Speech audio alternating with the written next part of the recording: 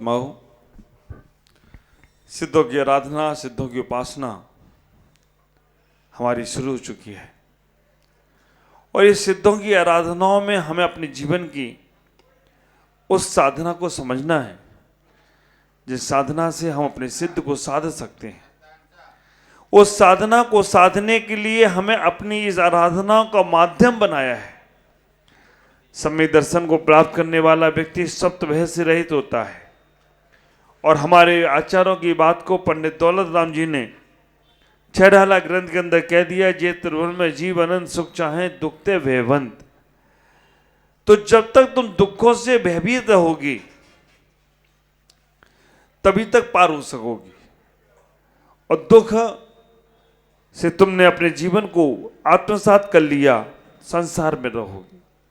दुख से भयवंत, पापों से डरो, दुख से डरो, कष्ट से डरो, संकट से डरो, क्योंकि काम करते समय हमें उत्साह रहता है लेकिन जब काम का फल मिलता है तब हमारा वो भय दूर नहीं हो सकता। और डरा हुआ व्यक्ति सबसे ज्यादा पाप करता है। निर्भीक व्यक्ति के अंदर पाप नहीं होंगे लेकिन डरे हुए व्यक्ति के अंदर बहुत पाप होते हैं। विचार करो, आपके घर में आपका बच्चा स्कूल नहीं जाना है, घर आके बोलता है आज मेरी मैडम एक्सपायर हो गई। हाँ, अगले दिन सुबह भी मैडम दिख जाती हैं, अरे ये तो हैं दूसरी वाली हुई है। और स्कूल में जाकर क्या बोल के आता है, होमवर्क पूरा नहीं हुआ कि आज क्या करें, मेरे दादाजी चले गए थे। और अगले दिन देखा कि मैडम को दादाजी के साथ बच्चा बैठा था। वहां से टीचर आई, सामने से देखा, बच्चे ने, दादाजी ने कहा बेटा तू छुट्टी लेके आया है और टीचर सामने से आ रहा है, छुप जा नहीं तो टीचर को मालूम पड़ जाएगा। बच्चे ने कहा दादाजी छुपना हमें नहीं है, छुपना तुमको है। पूछा क्यों? मैं आपके मरने की छुट्टी लेके आया हूं। दादाजी चले गए। आप विचार करके रखना, डरा हुआ व्यक्ति कितने पाप करता है, क्षण क्षण में झूठ बोलता है, क्षण क्षण में मायाचारी करता है, क्षण क्षण में उसका पोल खुल जाए तो गुस्सा भी करता है। और आप ख्याल करके रखना, जब तक ये भाव उसके बने रहेंगे जिनू भाई वो पार नहीं हो सकता। हमें इससे निकलना पड़ेगा। 7 प्रकार के भय हमारे आचार्यों ने बताया कि सम्यक दृष्टि होता है वो निर्भीक होता है। ये लोग भय, परलोक भय आदि नहीं होते हैं।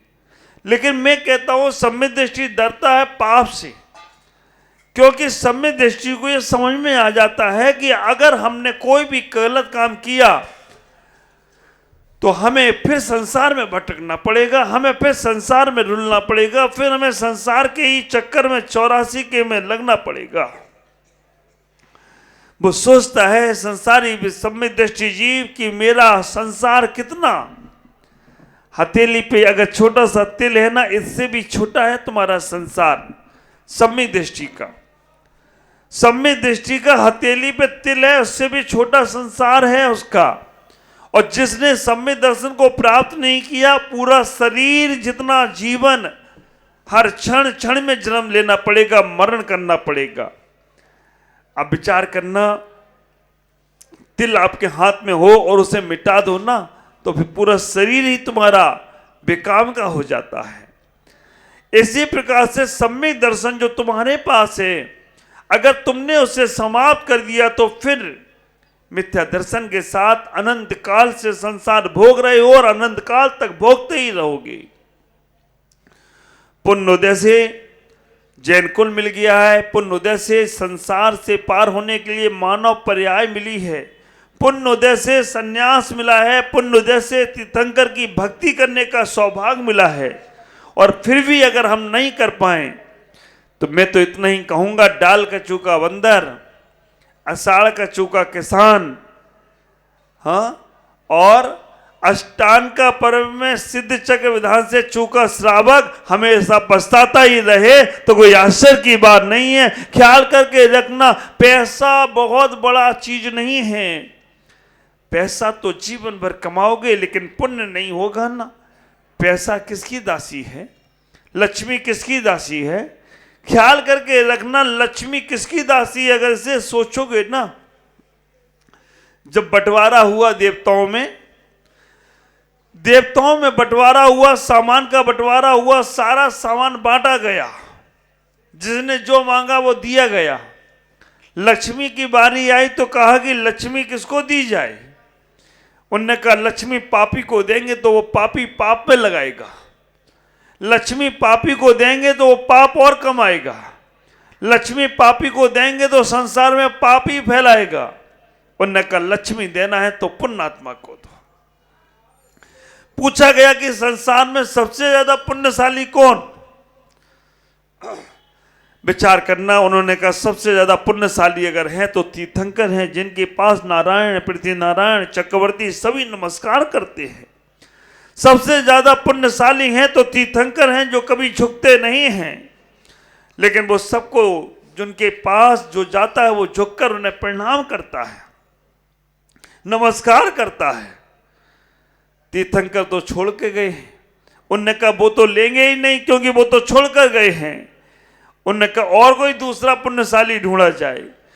उनने कहा दूसरा पुण्यशाली संसार में अगर कोई है तो दिगंबर संत है। क्यों दिगंबर संत पुण्यशाली है?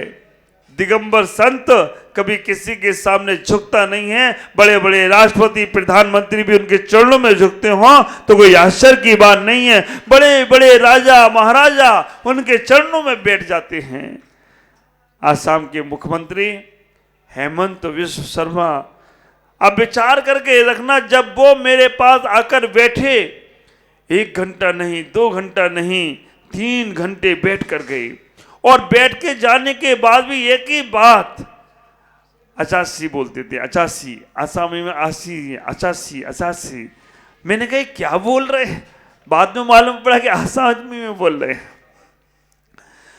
जब वो बैठे और उन्होंने एक ही इच्छा जाहिर की, महाराज दिगंबर साधु की चर्या, दिगंबर साधु की तपस्या, दिगंबर साधु की विशुद्धि और दिगंबर साधु की पवित्रता संसार में और कहीं हो नहीं सकती है, संसार में और कभी दिख नहीं सकती है, कहीं मिल नहीं सकती है। उनका ट्वीट आप पढ़ सकते हो।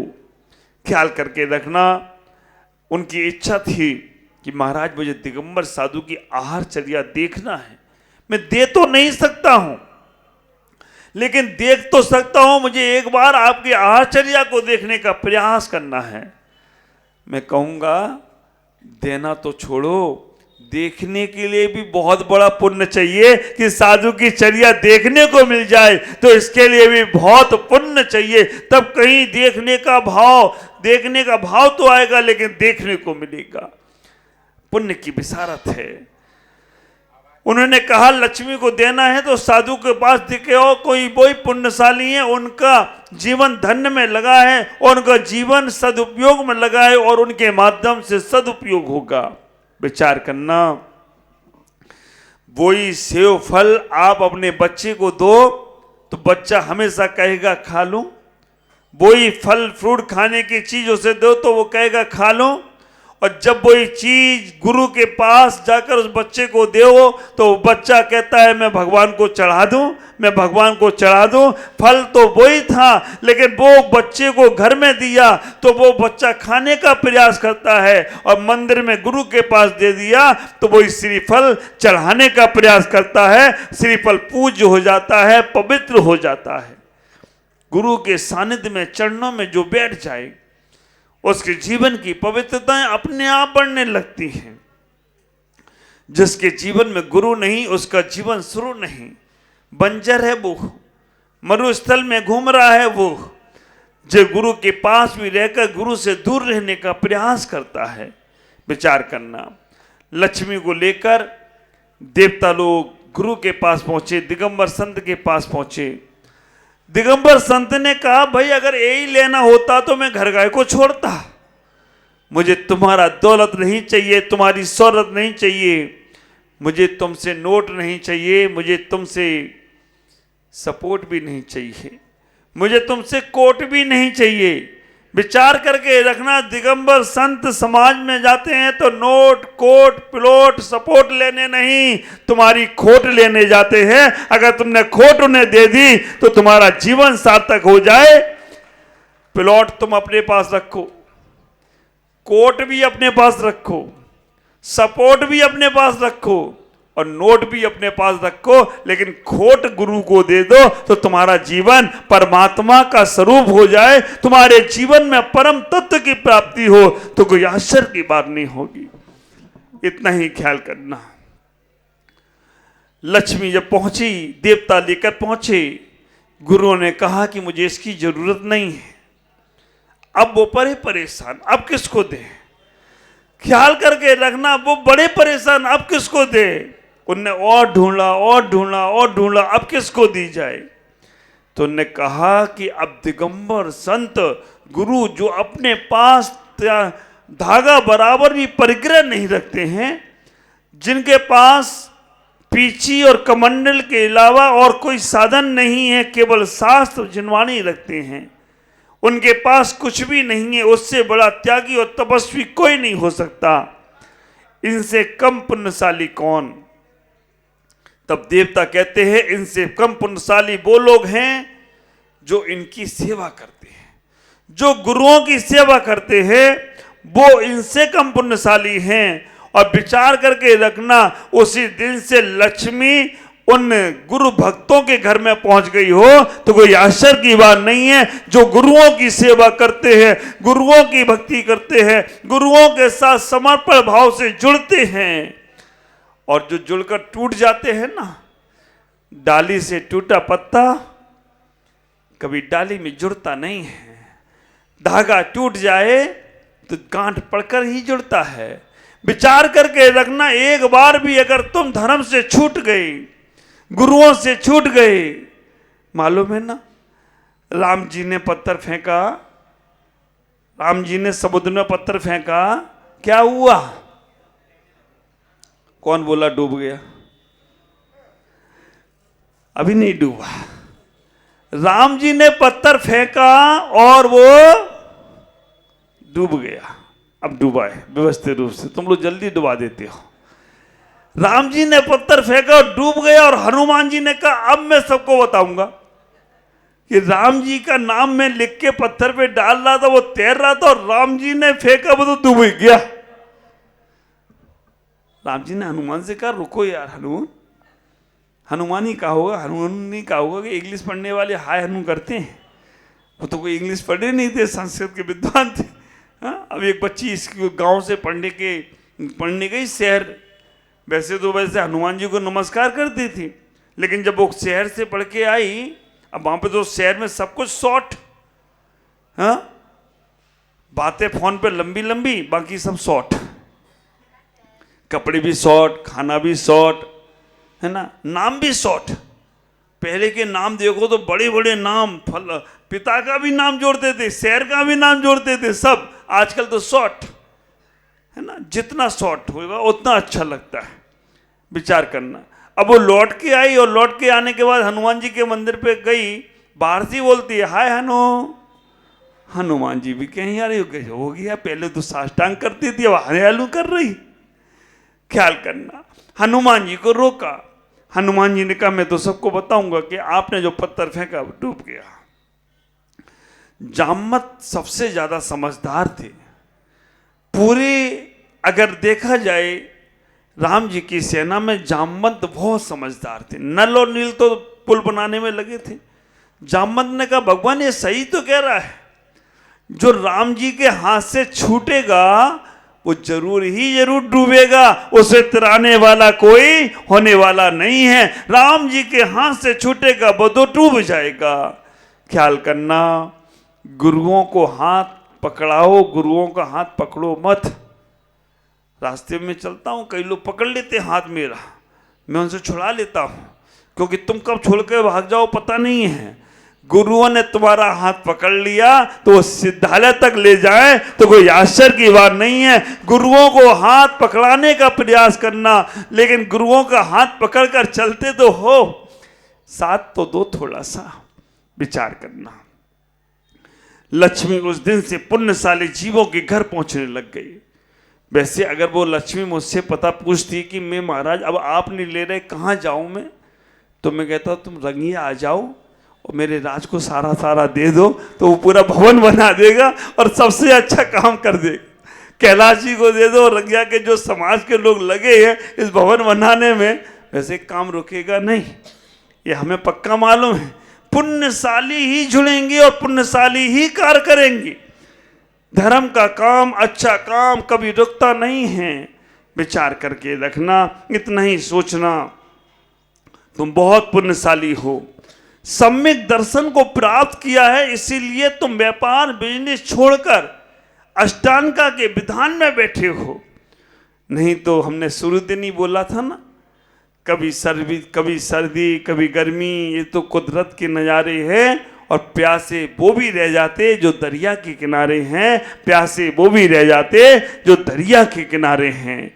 आप सब लोग अपने पुण्य को बढ़ाने का प्रयास करो।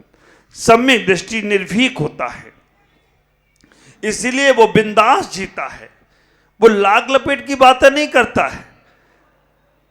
अभी तो मुझे कभी कभी देखने में आता मिथ्या दृष्टि भी निर्भीक होता है, वो कहता मैंने कुछ किया ही नहीं।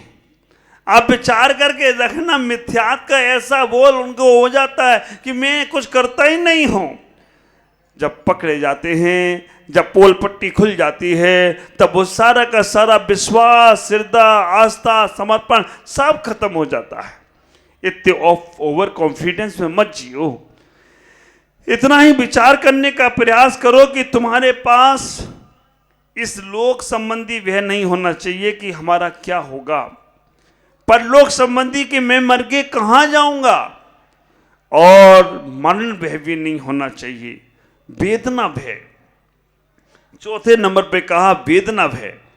वेदना भय क्यों होना? अगर तुम्हारे शरीर में बीमारी है, डरना क्या, तकलीफ हो सकती है। आप विचार करके रखना, स्थिर नाम कर्म का उदय चल रहा है तो तुम्हारे अंदर कोई बीमारी नहीं आएगी। अस्थिर नाम कर्म का उदय है तो तुम स्वस्थ नहीं हो सकते। दो चीजें हैं, स्थिर नाम कर्म और अस्थिर नाम कर्म। ये नाम कर्म की प्रकृति है और स्वोदय बंदी है। स्वस्थ जब तुम अपने आप को महसूस करते हो तो स्वस्थ अवस्था का ही बंद होगा। जब अपने आप को तुम बीमार महसूस करते हो तो तुम्हारे को अस्थिर बीमारी का ही बंद होगा। दो चीजें इसमें लगाना, साता और असाता, स्थिर और अस्थिर। कई लोग बहुत बीमार होते हैं लेकिन फिर भी खुशी रहते हैं, हमारे जैसे। कई लोगों को कई कितनी भी कुछ हो जाए फिर भी मस्त रहते हैं, कहते हम तो मस्त हैं। अस्थिर का उदय है फिर भी स्वस्थ है, मस्त है, क्योंकि साता का उदय साथ में चल रहा है। कई लोग बिल्कुल मस्त हैं, कामचोर है तो वो बीमारी पड़े रहते। कामचोर है वो घर का काम खुद ही नहीं करेंगे, दूसरे से कराएंगे। खुद का काम भी नहीं खुद करेंगे, खुद के पाठ पूजा नहीं करेंगे खुद का। तो वो स्थिर नामकर्म का तो उदय है, लेकिन असाता का उदय चल रहा है तो वो स्वस्थ होने के बाद भी दुखी है। ख्याल करना, कई लोगों का अस्थिर नामकर्म का उदय होता है और असाता का होता है तो दुखी होते हैं।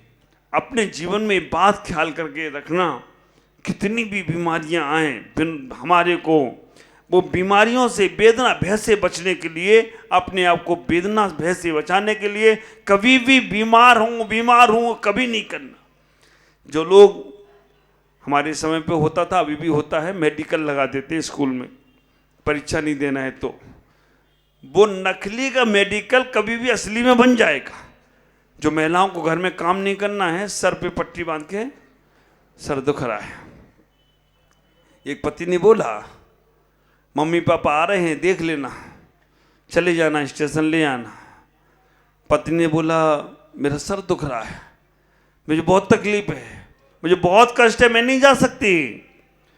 पति ने बोला मेरे मम्मी पापा नहीं आ रहे, तुम्हारे मम्मी पापा आ रहे हैं। अरे बाबा रे, कौन सी गाड़ी लेके जाना, किससे जाना है? मैं जरूर जाऊंगी, अभी लेके आऊंगी। कितने बजे आ रही मुझे बताया तक नहीं। स्थिर से अस्थिर में आ गई। ख्याल करके रखना, 1 मिनट में बीमारियां कहां रफू चक्कर हो जाती हैं। अनुकूल कार्य हो रहा हो तो बीमार व्यक्ति भी स्वस्थ हो जाता है, और थोड़ी प्रतिकूल कार्य करना है तो स्वस्थ व्यक्ति भी बीमार पड़ जाता है। शेष चर्चा कल करेंगे। तुम्हें बीमारियों से निकालना है। बीमार आदमी को ही दवाई की आवश्यकता है। सिद्ध चक्र महामंडल विधान, श्रीपाल के कोड़ को दूर कैसे किया। रोए नहीं श्रीपाल, जो भी दे दे मालिक तू कर ले कबूल, कभी कभी खिलते हैं कांटों में फूल। कैसे मैना सुंदरी ने कोड़ी पति को भी कामदेव बना दिया। शेष चर्चा शाम या कल करेंगे। आज इतना ही। ओम नमः जय गुरुदेव।